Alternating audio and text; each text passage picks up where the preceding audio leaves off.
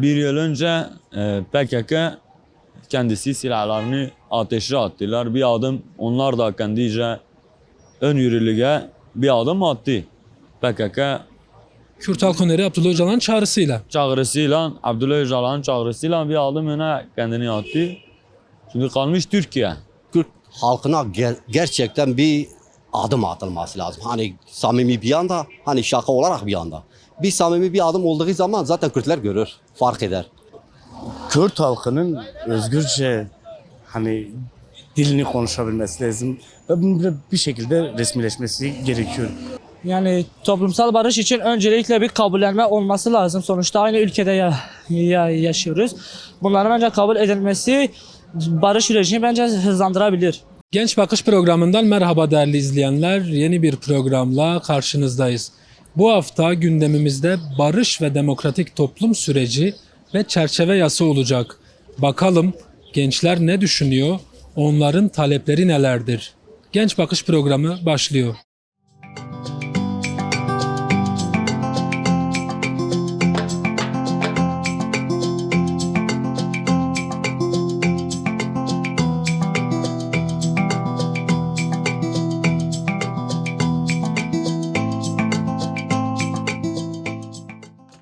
Merhaba, Merhaba, nasılsınız? sağ olsun, nasılsınız? Teşekkürler, sağ olun. Şimdi yürütülen barış ve demokratik toplum sürecini nasıl değerlendiriyorsunuz? Sizin süreçten beklentiniz, talepleriniz nelerdir? Yani beklentimiz barışın devam etmesidir. Yani bugün bakıyorsun mesela insanlar daha huzurludur. Bazı insanların siyaset yapması lazım. Başta Selahattin Demirtaş gibi ve onun gibi birçok tutsak insan var mesela. Onların siyasi alan içerisinde olması lazım. Yani biz de amacımız odur, isteğimiz odur. Selahattin Demirtaş gibi, Abdullah Öcalan gibi insanların mecliste olması lazım. Yani bizim taleplerimiz bunlardır yani. Barış süreci de güzel devam ediyor. Yani şu an herkes mutludur. Ekonomik açıdan düşünürsek biraz ekonomik durum zayıftır şu an ülkemizde maalesef. İşsizlik biraz üst safhadadır. Yani bu şeylerin bunları da aşacağını düşünüyorum. Hani bu tür Yani barış olursa bu ekonomik problemler aşılır bunlar mı? da düzelir tabii ki de. Yani bu siyaset de hani belirli insanlarla yapılması lazım. Siyaseti bilen insanlar, bizi daha ileriye götüren kişilerle olması lazım. Ama bugün baktığımızda mesela yani menfaat olmaması lazım aslında. Biraz da halkın yararına olması lazım bazı şeylerin.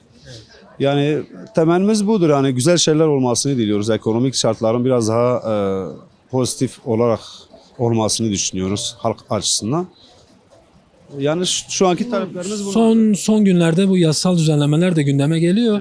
İşte hazırlandığı belirtilen çerçeve yasa var. Bu çerçeve yasa meclis tatile girmeden önce meclise gitmesi bekleniyor. Siz bunu nasıl değerlendiriyorsunuz? Bu çerçeve yasa neye göre olmalı? Neler yer almalı sizce? Yani ne kadar erken olursa halkın yararınadır dediğimiz gibi. Yani şu sonuçta yani halk yani ülkedeki sadece doğu halkları değil batı halkları da şu an aynı sıkıntıyı çekiyor, ekonomik sıkıntıyı. Yani bu yasanın bir an önce onaylanması lazım, bir an önce yürürlüğe girmesi lazım. Halkın da talepleri doğrultusunda olması lazım. Neden bir an önce peki? Ya bir an önce mesela olması lazım çünkü şu an halk kararsızdır, soru işaretleri var kafasında. Hani soru işaretlerinin kalkması lazım öncelikle toplumun kafasında. Yani Adımlar atılırsa bu soru işaretleri kalkar diyorsunuz. Tabii ki de. Yani bir an önce zaten halkın talebi şu an budur. Hani belirli bir süre geçti zaten. Hani bunların adımları atılması lazımdı daha şimdiye kadar. Yani biraz ertelendiğini de düşünüyorum aslında.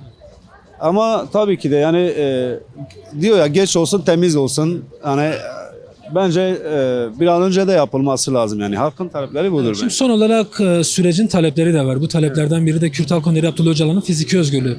Sizce Kürt Halk Öneri Abdullah Öcalan'ın fiziki özgürlüğü sağlanmadan süreç yürür mü? Sayın Abdullah Öcalan da o da yani Kürtlerin kabul ettiği bir liderdir. Yani eminim ki bugün Sayın Öcalan'ın bugün mecliste demokratik şekilde kendini ifade etmesini Kürt halkı da onaylıyordur. Sayın Öcalan'ın olması Yani Diğer biraz Kürt daha tabii ki de- siyasi tutsaklar. Tabii ki de. Yani halkı da biraz daha hani şey yapabilir. Yani biraz daha onları siyasi eğilime yöneltebilir yani. Yani halk biraz daha hani farklı bakar mesela olaylara. Bu soru işaretleri kafalarında olur. En az da fiilen bir şey ortaya konulmuş olur. Halk da ona göre tepkisini mesela dile getirir. Ama şu an bunlar yapılmadığı için insanların kafasında hala soru işaretleri var. Acaba ne olacak? Ekonomik şartlar bizi nereye götürecek? Yani bu durumlar hani bu soru işaretleri halkın kafasında hani çünkü hem Doğu halkları hem Batı halkları şu an bu soru işareti içerisinde. Acaba ne olacak? Yani çünkü artık insanlar artık yani midesine şey oluyor mesela artık midesini düşünüyor. Yarın ne olacak onu düşünüyor. Bakıyorsun mesela hani bu tür sorunların bir an önce ortadan kalkması lazım ve bu süreç de güzel bir şekilde ilerliyor ve sürecin devamında da başarılı şeyler olursa biraz daha ileriye götürebilir bizi. Mesela her adım adım gidilebilir bazen. Yani bir seferde bazı şeyler istenmeyebilir. Ama adım adım gidildiği zaman hem iki taraf da karşılıklı birbirleriyle anlaşabilir. Hem iki taraf da birbirinden ne aldığını, birbirinden ne verdiğini anlayabilir mesela. Ha biz demiyoruz tabii ki her şey bir seferde olsun. Her şey yani bugün başlayırsa yarın bitsin. Onu demiyoruz zaten. Hani bunlar adım adım olabilir. Ama nedir bugün 10 tane soru işareti varsa 5'e düşürülse daha güzel bir şey olabilir yani. Bu da hani bir kademedir yani. İnsanlar en azından ne olur kafasındaki soru işaretleri bitince biraz daha feraha yani biraz daha olumlu düşünmeye şey yapabilir. Ama bugün 10 tane insanı çevirseniz kime sorsanız hani ne bileyim ekonomik açı onun psikolojisini bozmuştur ya da farklı şeylere yönlendirmiştir. Yani bunlar hepsi zincirleme olarak gidiyor. Hani bir şeylerin düzelmesi bir şeylere de zemin hazırlaması demektir yani. Yani şöyle Çok şöyle teşekkürler. düşünüyorum. Rica ederim. Sağ olun.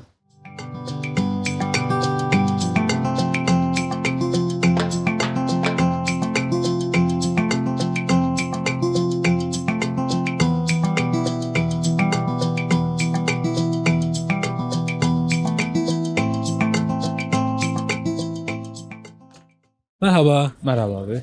Siz bir genç olarak yürütülen barış ve demokratik toplum sürecini nasıl değerlendiriyorsunuz? Sizin süreçten talebiniz, beklentileriniz nelerdir? Ya abi bir şu an dediğim gibi özgürlük, barış, hani kendi ana dilimi diyor veya eğer diyorsa barış diye böyle bir şey açılmışsa okullarda bildiğin gibi ana dilimiz Kürtçe bir dilden hani şu an yıllardır okullarda kendi ana dilimizi konuşamıyoruz abi. Barış hani inanmıyorum abi hep batıda ırkçılık olduğu için ben inanmıyorum abi yani ben sana bunu diyeyim. Hani bunu da diyeyim mesela bu sene Ahmet Sizin barışa inanmanız için neler olması lazım, neler yapılması lazım? Ne olsa inanırsınız. Abi barış olması lazım abi mesela bu ırkçılığı, ayrımcılığı mesela kadın cinayetten tut abi hani şu an bu gençler çoğu uyuşturucu maddeye bağımlı oluyorlar abi içeriye katıyorlar. Barış kendi ana dilinden bir konuşan bir insanla yani herhangi bir kendi ana dilinden mesela okullarda okuduğu Kürtçenin güvence altına mı alınması gerekiyor? aynen Kürtçe ana dilini konuşmamız lazım abi ancak budur abi. Hukuki olarak güvence altına mı alınması lazım? Evet abi böyle olması lazım abi. Yani ben Batı'da çalışmışım abi.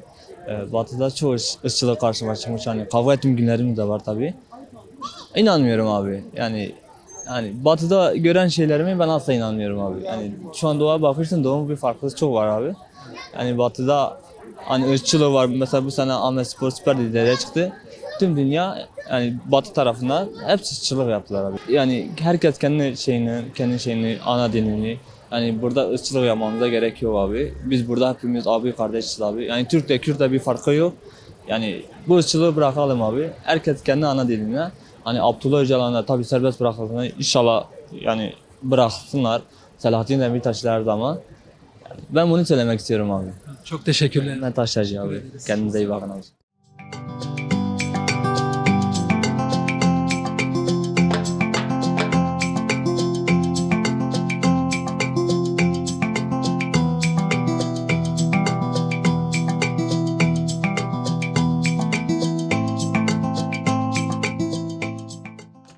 Merhaba. Merhaba. Şimdi bir yılı aşkın bir süredir yürütülen barış ve demokratik toplum süreci var. Siz bu süreci nasıl değerlendiriyorsunuz? Sizin süreçten talebiniz, beklentileriniz nelerdir? Valla bizim sürecimiz hani biz bir geniş bir nefes almamız için ve toplumu güzel yaşatmamız için bu süreci parlak görmemiz lazım. Ki her iki taraf için MHP, AKP, CHP, DEM Parti, HDP gibi partilerimiz de hemfikir olup bu geleceğe güzel bir adım atmaları bizi sevindirir yani. Bu Kürt halkı da nefes alır. Şimdiki gençlerimiz de biraz nefes alır. Ve cezaevinde bulunan arkadaşlarımız da bu süreçte faydalanır. Bir barış olur. Onlar da sevdiklerine, ailelerine, dostlarına, arkadaşlarına kavuşma dileğiyle. Yani bu barış süreci olursa süper olur yani. Her insan için güzel olur yani. Zaten bir yıl önce PKK kendisi silahlarını ateşe attılar. Bir adım onlar da kendice ön yürürlüğe bir adım attı. PKK Kürt Halk Öneri Abdullah Öcalan'ın çağrısıyla. çağrısıyla, Abdullah Öcalan'ın çağrısıyla bir adım öne kendini attı. Şimdi kalmış Türkiye. Türkiye'de AK Parti, CHP, MHP, HDP bunlar da bir adım atsa yani bir yıl içerisinde daha bir herhangi bir adım gelişmesi yoktur. Evet. Bunu dile getirelim. Yani hiçbir parti siyasi alanda bir adım atılmamış. Yani konuşulmuş ama mesela PKK gibi onlar da kalkıp bir silah yakmamışlar veya ki bir adım atılmamış. Bu süreç onlar da biraz hızlandırıp pratikte onlar da bir adım atmalarını istiyoruz yani. Ne olmalı bu adımlar? Bu adımlar dediğim gibi bütün barış gelsin. Barışta daha sonra insanlar biraz rahatlasın. Yani Kürtlerin temel hak ve özgürlükleri için neler olmalı? Türk, Kürt, Laz, Çerkez, Alevisi hepsi zaten insandır yani insani olarak insandır. Ayırt edilmeden. Daha kapsayıcı olacak şekilde. Tabi İngilizce, Fransızca dilleri konuşabiliyorsa Kürtçeyi de anayasaya koyup Kürtçe dil vardır diye dilimizi inkar edilmez. Yani bizi yaratan Allah'tır. Artık bize bu dili veren de Allah'tır. Eğer biri sorgulanacaksa eğer bunların da eğer ki gerçekten güçleri kurban olduğum Allah'a varsa Allah'a diyecek ki siz niye Kürtleri var ettiniz? Hani biz Kürt halkı coğrafya olarak geniş bir kapsamdır. Hani bizi yıkamazlar zaten. Çünkü dilimiz Kürttür. Bunu biz de inkar etmiyoruz. Ki asla halk aslımızı da inkar etmiyoruz. Dilimizi de inkar etmeyiz. Şimdi aslında sürecin talepleri de var. Sürecin taleplerinden biri Kürt Halk Öneri Abdullah Öcalan'ın fiziki özgürlüğünün sağlanması. Sizce Kürt Halk Öneri Abdullah Öcalan'ın fiziki özgürlüğü sağlanmadan süreç yürür mü, ilerler mi? Ya şimdi o da yaklaşık bir 30 yıldır tutsaktır.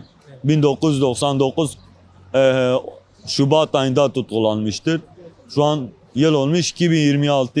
Seneleri hesapladığımız zaman 27-28 yıldır Abdullah Öcalan zaten tutukludur. Ve sürecin baş muhatabı. Sürecin baş muhatabı zaten odur. Yani o da bırakılsın. Türkiye'de artık biraz ferahlasın, savaşlar olmasın. Herhangi bir asker ve herhangi bir başka insanlarımız ölmesin, öldürülmesin. Bir kardeşlik olsun. Kürt dilini de ayırt etmesinler meclislerde özellikle. Bu mecliste oturan arkadaşlar, milletvekillerimiz size de sesleniyoruz. Siz de mecliste oturduğunuz zaman sizi oraya getirenler de bizim gibi insandır. Halktır. Bu halk sizi indirmeyi de bilir. Barışı getirin, kardeşliği getirin. Biraz da ekonomi olarak insanlar rahatlansın. Sen alıyorsun o 300-400 milyar, adam alıyor 28 milyar. Gel aslanım sen de 28 milyar al. 30 milyar, 300 milyar para alma. 28 milyar askeri ücretle sen de çalış. Bakayım 2 gün meclis koltuğunda oturup da konuşma yapabilecek misin? Evet. Yapmazsınız. Çok teşekkürler. Rica ediyorum.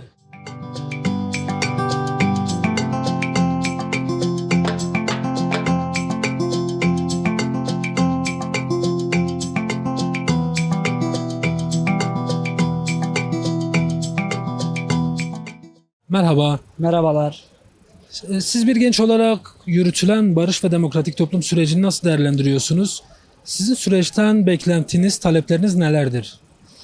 Öncelikle barışı destekliyoruz tabii ki de. Aynı toprağın çocukları, sonuçta Kürt'e, Türk'e kardeştir. Bu coğrafyada beraber yaşıyoruz. Yaşamaya da devam edeceğiz. Barış için bence atılması gereken adımlardan biri ana dilde eğitim olmalı lazım. Kürtçeyi toplumsal alanlara taşımaları lazım. Bu konuda bir yasal düzenlenmenin olmasını istiyoruz. Ondan sonra önderimiz de bırakılmasını istiyoruz. Yani Kürt Halk Öneri Abdullah Öcalan mı? aynen öyle. Bence bırakılması lazım. Yani sonuçta bu sürece liderlik eden biri. Bence bırakılmalı. Kürt Halk Öneri Abdullah Öcalan'ın fiziki özgürlüğünün önemi nedir? Bence hani sembolik olarak da bence bırakılması lazım. Çünkü bir toplumu temsil ediyor kendisi. Yani bir sözcü olarak, bir önder olarak bence bırakılması lazım. Kürt Halk Öneri Abdullah Öcalan özgür olmadan süreç yürür mü? Bence yürütülmesi pek imkanlı değil. Çünkü sözünü dinleyen bir sürü kişi var. Bir topluma hitap ediyor sonuçta. Yani bundan dolayı bence serbest bırakılmalı. Yani bir genç olarak sizin talebiniz ne? Yani bu süreçten işte nihai barış olursa ülkede içinde bulunduğumuz sorunlar, krizler aşılır mı? Bence aşılır. Şöyle bir şey var. Mesela kardeşiz diyorlar. Öyle böyle ama mesela toplum içinde dışlanma çok fazla. Mesela kabullenemiyorlar. Bu kabullenmenin olması lazım bence. Yani toplumsal barış için öncelikle bir kabullenme olması lazım. Sonuçta aynı ülkede yaşıyoruz. Bunların bence kabul edilmesi barış sürecini bence hızlandırabilir. Buradan bir çağrım var mı? Ne söylemek istersin? Barışı destekliyoruz gençler olarak. Bu barışı istiyoruz. Bence sağlanmalı. Olursa da çok güzel olur. Bu kadar demek istediklerim. Çok teşekkür ederim. Rica ederiz.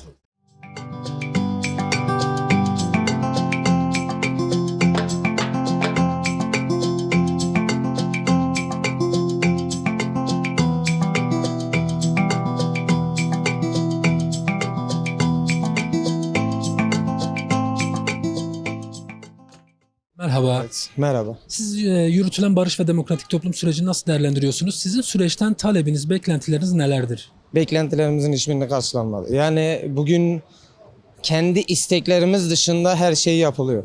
Biz zaten çöküşteyiz. Parasızlık diz boyu, herkes birbirine muhtaç olmak zorunda kaldı. Ben de şu an mesela bankadan çıkıyorum. Yani yapabilecek çok bir şeyimiz yok. Artık sistemin kölesi olduk, ilerliyoruz. Barış neden önemli? Neden barış olmalı? Barış neden önemli? Yani bugün totale dönüp baktığın zaman 90'lı yıllarda köyler möyler hep yıkıldı. Biz yıkılsın istemiyoruz. Yakılsın da istemiyoruz. Totale dönüp baktığında geçenlerde bir yerde duymuştum böyle anekdot olarak. Diyordu ki mesela bundan 100 yıl öncesine veya taş devrine döndüğümüz zaman genel sorunumuz ne olarak diye dönüp bakarsan. Diyor ki geçinme ve barınma. Bugün günümüze dönüp baktığımız zaman ise en büyük sorunumuz zaten o geçinme ve barınma. Bugün insanlar zaten açlık sorunuyla yaşıyor. Bunun üzerine bir de kan dökülmesi yani bence çok mantıklı bir şey değil. Kendi partimize dönecek olursak herhalde Türkiye'nin 3. büyük partisi olarak şeyde şu an görünüyor. Sistemde görünüyor HDP 56 milletvekiline mi ne? CHP'nin milletvekilleri iptal etmesiyle. Ama evet ana muhalefet olarak. Ama biz dilimizi artık haykıramıyoruz. Yani isteklerimizi haykıramıyoruz ve isteklerimiz yerine gelmiyor.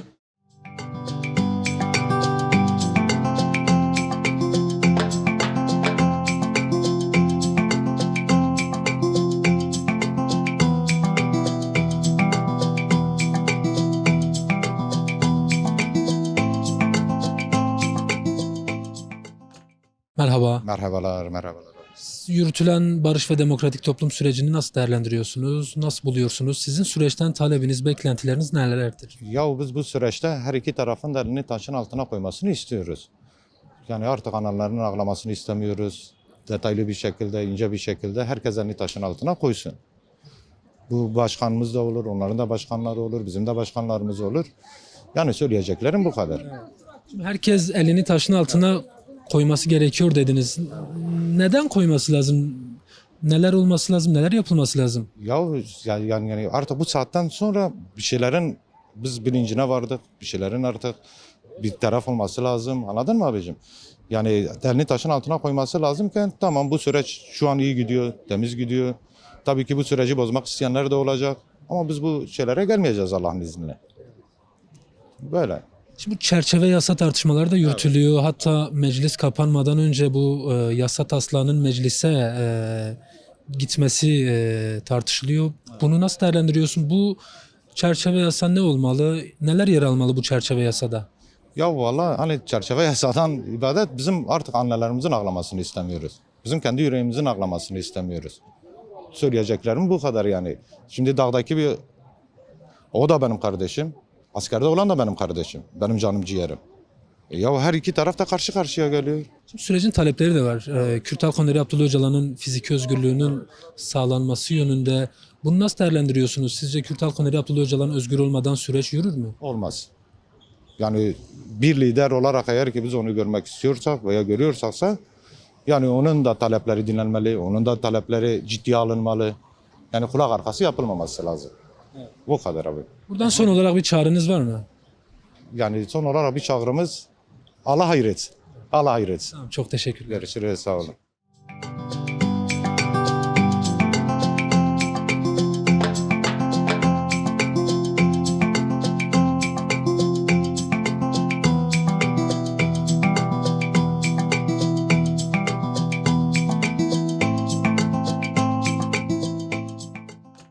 Merhaba. Merhaba hocam. Şimdi bir yılı aşkın bir süredir yürütülen barış ve demokratik toplum süreci var. Siz bu süreci nasıl değerlendiriyorsunuz? Sizin süreçten beklentileriniz, talepleriniz nelerdir? Vallahi abi ciddi, samimi bir şey olmadık sürece biz hiçbir yere varamayız. Bak samimi olarak yürümesi lazım ki ciddi bir yere varalım. Ya o onu kandırsa, bu bunu kandırsa zaten olmaz. Hiçbir zaman bir yürüyüş de olmaz, hiçbir zaman bir ciddiyet de olmaz. Yani o şekilde yani biraz sıkıntılı dönem var. İster istemez var. Zaten ortadadır, bellidir. Ve onun için Siz ne talep ediyorsunuz? ya ben ne talep ediyorum? Yani ben şu şekil barışın olmasını istiyorum. Güzel günlerin olmasını istiyorum. Kürt halkına gerçekten bir adım atılması lazım. Hani samimi bir yanda, hani şaka olarak bir yanda. Bir samimi bir adım olduğu zaman zaten Kürtler görür, fark eder. Yani ben o amaçtayım. Çünkü hani isterim ki herkes birlik beraberlik içinde olsun. Hani kimse zarar görmesin. Yani barış olsun, güzel günler olsun. Yani biz onu isteriz. Hocam yani bu kadarını söyleyebilirim hocam. Tamam, teşekkürler. Bir şey değil o.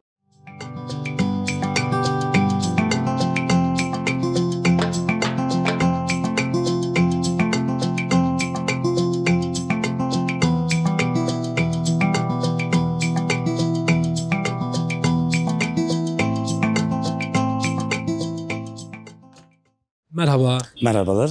Şimdi bir yılı aşkın bir süredir yürütülen barış ve demokratik toplum süreci var. Siz bu süreci nasıl değerlendiriyorsunuz? Sizin süreçten beklentileriniz, talepleriniz nelerdir? Yani süreci şu şekilde takip ediyoruz. Bir an önce barışın sağlanmasını istiyoruz. Ciddi anlamda bir de Kürt halkının özgürce hani dilini konuşabilmesi lazım ve bunun bir şekilde resmileşmesi gerekiyor. Bu şekilde düşünüyoruz. Özellikle kültürel, sosyal yönüyle hani çok iyi başarı elde edilecek yani bölgede bu şekilde rahatlanacak. Bunları diyebilirim. Şimdi barış neden önemli? Neden barışa ihtiyaç duyuyoruz? Neden barışa ihtiyaç duyuluyor? Yani barışın her yönüyle hem ekonomik, sosyal, ondan sonra kültürel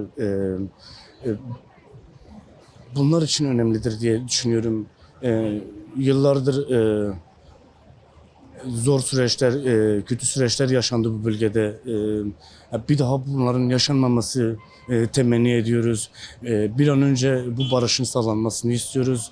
Bir an önce yasal düzenlemelerin bir karara varmasını istiyoruz. Bunları diyebilirim. Yasal düzenlemeler dediniz. Bu çerçeve yasa gündemde zaten. Bu çerçeve yasayı nasıl değerlendiriyorsunuz? Bu yasalarda ne yer almalı, neler olmalı? Yani tabii şimdi siyasi tutsakların üzerinden biraz değineceğim. Hani taleplerin yerine getirilmesi gerektiğini düşünüyorum. Şimdi özellikle hasta tutsaklar var. Bunların bir an önce bırakılmaları gerekiyor. Yani bir nebze de olsa bir esneklik yapılabilir diye düşünüyorum. Bunları diyebiliyorum bence. Sürecin talepleri de var. Sürecin taleplerinden biri de Kürt Halk Öneri Abdullah Öcalan'ın fiziki özgürlüğünün sağlanması. Sizce Kürt Halk Öneri Abdullah Öcalan'ın fiziki özgürlüğü sağlanmadan süreç ilerler mi? Yani süreç yani bu şekilde ilerler. Çok ağır ilerler diye düşünüyorum. Yani bir an önce yani zaten Bahçeli kendisi bizzat dedi. Gelsin meclise neden gelmiyor? Biz de bunu diyoruz. Yani şu an bizde de soru işareti olarak kalmış. Yani biz hani neden bırakılmıyor? Neden adımlar atılmıyor? Hani meclise de gelsin hala tutsaktır oradan. Hani adım atılsın yani bu devlet nezdinde bir adım atılması. Güven pekişmiyor mu? Tabii ki. Hani halk nezdinden bir güven sağlanması gerekiyor yani yani şu an bir monoton bir durumdayız diye düşünüyorum. Hani çünkü Somut bir şeyler mi? somut bir şey olmadığı için bir donukluk var yani. Yani bir şeyler yürünmüyor. Hem ekonomik olarak hem kültürel olarak, sosyal olarak yani değişik bir dönemdeyiz diye düşünüyorum. Ama bir an önce bunun değişilmesi gerekiyor. Bir an önce adımların atılması gerekiyor. Abdullah Öcalan'ın da bir an önce özgürlüğüne kavuşması gerektiğini düşünüyorum. Çok teşekkür ederiz. Rica ederim, teşekkür ederim.